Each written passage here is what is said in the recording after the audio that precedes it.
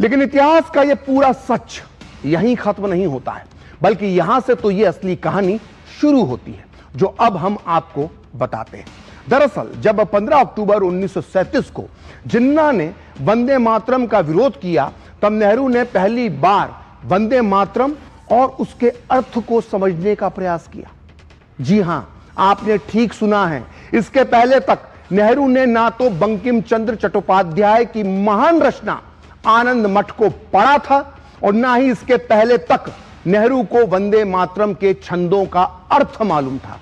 और यह बात मैं ऐसे ही नहीं बोल रहा हूं, कोई मन से नहीं बोल रहा हूं, यह बात स्वयं नेहरू ने नेताजी बोस को लिखे एक पत्र में स्वीकार की थी।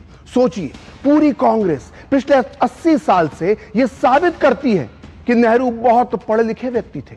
लेकिन हैरत की बात है कि कांग्रेस के अध्यक्ष बनने के बाद तक, यानी 1937 तक, नेहरू ने ना तो आनंद मठ पढ़ा था और ना ही वंदे मातरम के छंदों का अर्थ उन्हें मालूम था। और यह साबित करने के लिए मैं आपको दिखाता हूं वो पत्र जो नेहरू ने 20 अक्टूबर 1937 को नेताजी सुभाष चंद्र बोस को लिखा था। और यह पत्र प्रकाशित हुआ है selected works of Jawaharlal Nehru की सीरीज 1 के वॉल्यूम 8 के पेज नंबर 187 पर, जिसमें नेहरू नेताजी बोस को लिखते हैं कि प्रिय सुभाष, मुझे आनंद मठ का एक अंग्रेजी अनुवाद मिल गया है और वर्तमान में मैं उसे पढ़ रहा हूं ताकि गीत का बैकग्राउंड समझ सकूं। ऐसा प्रतीत होता है कि यह बैकग्राउंड मुसलमानों को उत्तेजित कर सकता है। इसके अलावा भाषा की कठिनाई भी है जिसे अधिकांश लोग समझ नहीं पाते। मैं स्वयं भी इसे डिक्शनरी की मदद के बिना समझ नहीं पा रहा हूं। इसमें कोई संदेह नहीं कि वंदे मातरम के खिलाफ जो हल्ला मच रहा है वो बहुत हद तक सांप्रदायिक तत्वों ने कृत्रिम रूप से पैदा किया है। लेकिन ऐसा भी लगता है कि इस विरोध में कुछ वास्तविक आधार भी है। जो लोग सांप्रदायिक दृष्टिकोण रखते हैं वे इससे प्रभावित हुए हैं।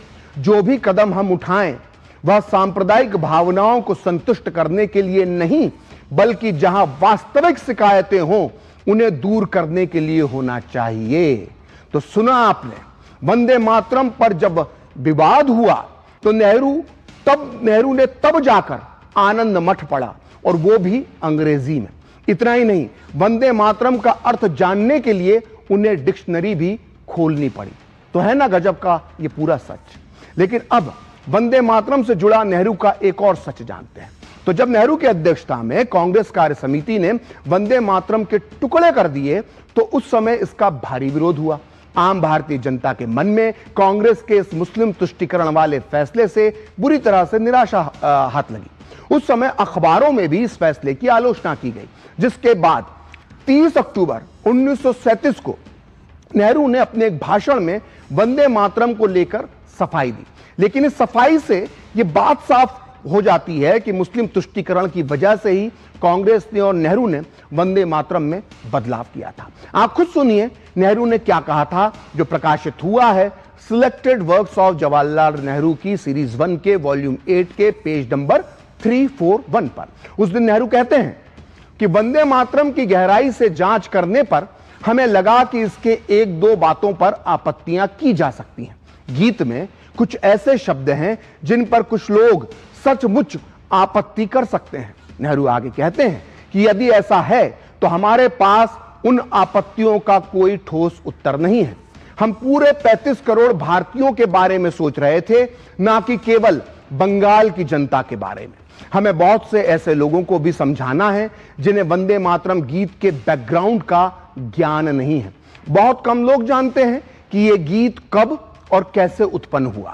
इस बैकग्राउंड को ना जानने के कारण हुई गलतफहमियां इससे पैदा हुई हैं, जो एक तरह से सही भी हैं। नेहरू आगे लिखते हैं कि वंदे मातरम के पहले दो छंद ऐसे हैं जिन पर किसी को भी आपत्ति नहीं हो सकती, लेकिन इस गीत के बाकी हिस्से में ऐसी विचारधारा, प्रतीक और रूपक हैं जिन्हें कई लोग स्वीकार नहीं कर सकते। नेहरू कहते हैं कि ध्यान रहे, हम पूरे भारत के लिए एक राष्ट्रीय गीत की बात कर रहे हैं, इसलिए यदि कोई ऐसी विचारधारा है जिसे कई लोग निष्कपट भाव से स्वीकार नहीं कर सकते तो वो विचारधारा राष्ट्रीय गीत के लिए उपयुक्त नहीं है। तो ये साफ साबित होता है कि मुस्लिम तुष्टीकरण की वजह से वंदे मातरम में से ये बाकी के छंद हटाए गए थे और मुस्लिम तुष्टीकरण करने के लिए नेहरू ने यह फैसला लिया था और ये सफाई